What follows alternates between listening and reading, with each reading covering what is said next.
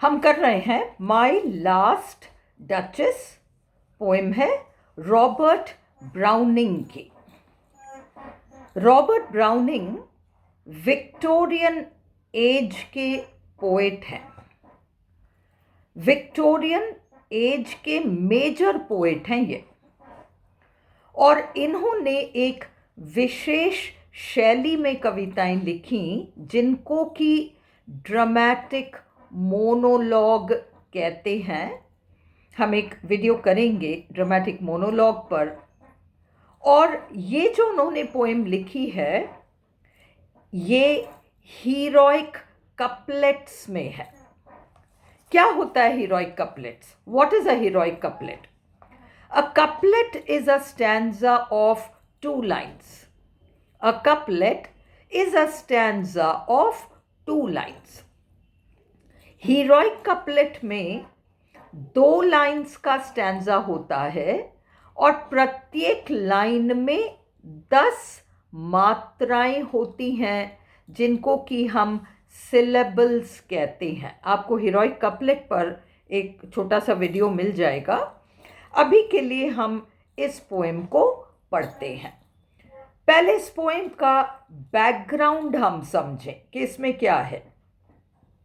Renaissance काल, सन 1350 में renaissance या पुनर्जागरण इटली के टस्कनी शहर में शुरू हुआ था।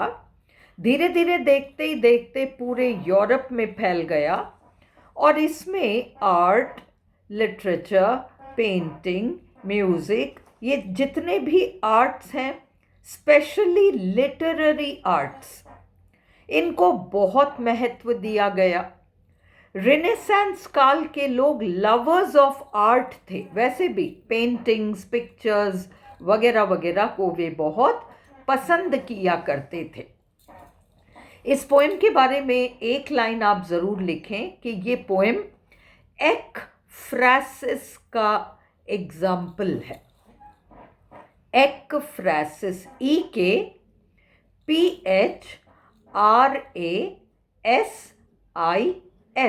एक्फ्रासिस। क्या होता है एक्फ्रासिस?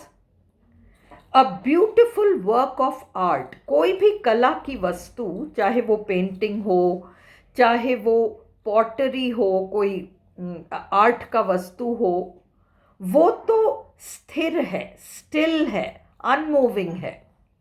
उसके बारे में पोएट जब डिस्क्रिप्शन देते हैं और पोएट्री लिखते हैं तो वो पोएम एक्फ्रासिस का एग्जाम्पल कहलाती है। तो हमारी ये पोएम एक्फ्रासिस का एग्जाम्पल है। अब हम देखें कैसे।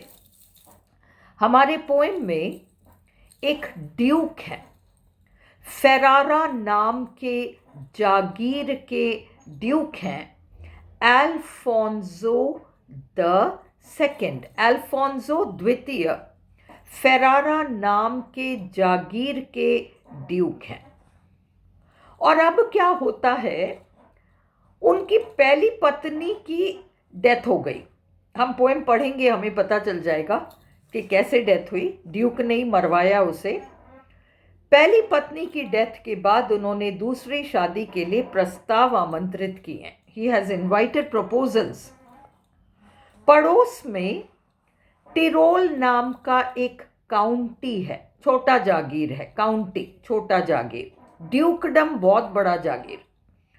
ड्यूकडम बहुत बड़ा जागीर, और ड्यूक जो होता है लगभग राजा के समान। वो जो भी कर ले वो कर ले, कोई सवाल जवाब नहीं कर सकता।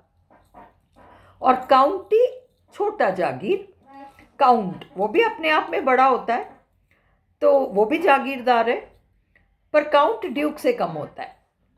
तो टिरोल, TYROL, टिरोल नाम के काउंटी का जो काउंट है उसने अपनी बेटी के लिए प्रपोजल भेजा है ड्यूक को। बल्कि वो ड्यूक से आकर मिलकर भी गया है, काफ़ी सारी बातें भी कर ली। और अब ऐसा होता है कि ड्यूक मिल रहा है उस काउंट के दूत से। काउंट ने अब तय कर लिया कि मेरी बेटी मुझे इस घराने में देना है, ड्यूक को देना है। तो काउंट ने अपने यहाँ से अपने एक दूत को, मैसेंजर को, एनवॉय मैसेंजर को यहाँ भेजा है, ड्यूक के यहाँ, और इस इरादे से भेजा है कि तुम एक बार फाइनली एक बार सारा कुछ देख कर आओ कि अपन सही तो कर रहे हैं ना बेटी को देकर। तो वो एनवॉय, ENVOY, एनवॉय का मतलब दूत, मैसेंजर, ड्यूक के यहाँ आया है। और वो अकेला नहीं आया, वो बाकी काफ़ी सारे लोगों के साथ आया है, क्योंकि शादी ब्याह के मामले अकेले अकेले नहीं होते, कुछ गिने चुने लोगों के साथ काउंट का दूत या एनवॉय ड्यूक के यहाँ आया है। अब सारे लोग नीचे हॉल में बैठे हैं और ड्यूक हमारे एनवॉय को कहता है कि मेरे संग ऊपर चलो, मैं तुम्हें कुछ दिखाना चाहता हूँ। और ऊपर उस दूत को ड्यूक ले जाएगा। वो एक पर्सनल चेम्बर है, पर्सनल कमरा है ड्यूक का। और ड्यूक उस दूत को क्या कहता है? ड्यूक दूत के लिए एक पर्दा खोलता है। उस पर्दे के पीछे ड्यूक की पहली पत्नी, जो कि बहुत खूबसूरत थी, उसकी पेंटिंग टंगी हुई है।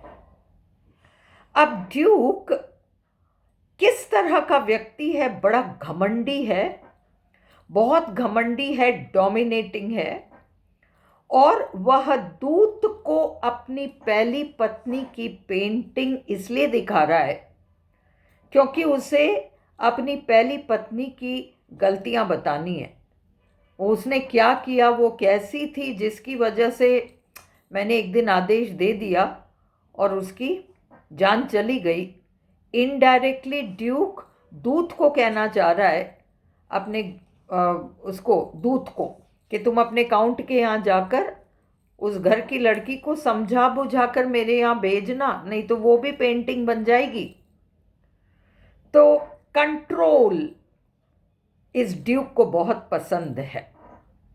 उसका इरादा ही ये है इस पेंटिंग को दिखाने के पीछे कि दूत समझ जाए कि ड्यूक क्या चाहता है और काउंट की लड़की को उसी हिसाब से ट्रेनिंग वेनिंग दिया जाए उस घराने में, और फिर ही शादी हो।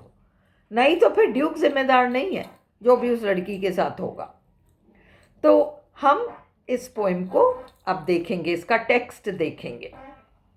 अब आप ड्रामेटिक मोनोलॉग क्या होता है? ड्रामेटिक मोनोलॉग पोइट्री लिखने का एक तरीका है।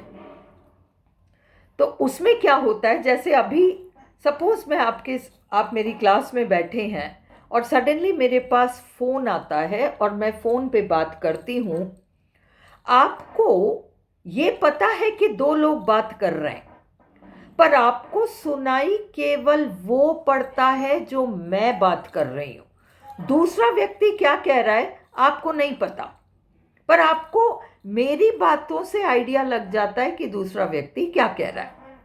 सपोज मैं फ़ोन पे बात करते करते, आप लोग मेरे सामने क्लास में बैठे हो और मैं फ़ोन पे बात करते करते ये कहने लग जाऊं कि नहीं मैं अभी नहीं आ सकती, अभी तो मैं क्लास में हूँ, तो आप समझ गए कि सामने वाले ने बुलाया होगा और मैम मना कर रही हैं कि नहीं जा सकेंगी क्योंकि अभी तो वो क्लास में है।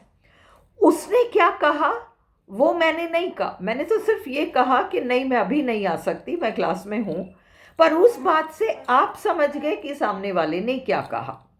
ड्रामेटिक मोनोलॉग एक ऐसा पोएम जिसमें कि मोनोलॉग, एक ही व्यक्ति का स्पीच इंक्लूडेड होगा, एक ही व्यक्ति का स्पीच इंक्लूडेड होगा, पर उस एक व्यक्ति के स्पीच से आप बहुत कुछ आइडिया लगा सकोगे। अब ड्रामेटिक मोनोलॉग में जो बोल रहा है व्यक्ति वो अपने बारे में अच्छा अच्छा बोलेगा, अपना अच्छा इम्प्रेशन जमाने की कोशिश करेगा, पर सुनने वाला व्यक्ति समझ जाता है कि ये मुखौटा पहन के बात कर रहा है, ये ढोंगी है, और इस व्यक्ति की असलियत को वो समझ जाता है सुनने वाला। हमारा ड्यूक इस पोएम में अपने बारे में अच्छी अच्छी बातें करेगा और डचेस की अपनी पत्नी की बुराइयां करता रहेगा, पर सामने बैठा दूत जो है वो क्या करेगा, वो ड्यूक की सच्चाई को समझ जाएगा। कितना ही ये ढोंग करे कि मेरी पत्नी बेकार थी और मैं बड़ा अच्छा था, वो दूत सही इंप्रेशन लेकर जाएगा कि ये ड्यूक बदमाश था, भेड़िया किस्म का इंसान था और इसने अपनी मासूम पत्नी को यूं ही मरवा दिया। तो ये है ड्रामेटिक मोनोलॉग। अब इस पोएम में ये हिस्ट्री पर बेस्ड है। जब हम हिस्ट्री पढ़ते हैं तो हमें पता चलता है कि सन 1523 में जन्मा Alfonso second Duke of Ferrara था। उसकी 17 साल की मासूम पत्नी थी जिसका नाम था ल्यूक्रेशिया डी मेडिसी। बहुत बड़े खानदान की लड़की थी, राजा रईसों के खानदान की लड़की थी, पर 17 साल की थी, बड़ी सरल स्वभाव की थी, बचकानी हरकतें उसकी हुआ करती थी। उसको धन दौलत से कोई मतलब नहीं था क्योंकि उसके पिताजी के यहाँ उसने कौन सी दौलत नहीं देखी। यहाँ ड्यूक के यहाँ आकर वो बिल्कुल बच्चों जैसी हर एक के साथ हंसती है, बोलती है, और कोई उसको कोई उपहार देता है तो खुश हो जाती है। और ड्यूक को ये सब नागवारा रहा। ड्यूक को लगा कि ये मर्यादा के खिलाफ काम हो रहा है और इसलिए उसने उसको मरवा दिया। और उसके बाद हम हिस्ट्री में पढ़ते हैं कि काउंट ऑफ टिरोल ने अपनी बेटी के लिए प्रस्ताव भेजा था और ये दूत आया है ना। और इसके बाद ऐसा नहीं है कि उसमें क्या हुआ, बस ये हम हिस्ट्री में पढ़ते हैं कि काउंट ऑफ टिरोल ने अपनी बेटी के लिए प्रस्ताव तो ड्यूक को भेजा, पर किसी कारण से वो शादी नहीं हुई। अब अपने को कारण पता है, ये रॉबर्ट ब्राउनिंग ने कल्पना किया है कि ये आदमी आया होगा, दूत आया होगा, और फिर ड्यूक ने अपनी वो सारी बातें कही होंगी और दूत समझ गया होगा कि ये तो भेड़िया किस्म का आदमी है और लड़की बहुत खतरे में पड़ जाएगी यहाँ आके। और दूत ने जाकर अपने मालिक को कह दिया होगा कि अपन को अपनी लड़की यहाँ देनी नहीं है, अपनी बेटी वहाँ फंस जाएगी। और संभवतः उसी वजह से शादी हुई भी नहीं। फिर ड्यूक के साथ जो हुआ, उसने दूसरी शादी कहीं भी करी, उससे अपने को मतलब नहीं है। ये इस पोएम का बैकग्राउंड है। अब हम अगली वीडियो में इसका टेक्स्ट देखेंगे।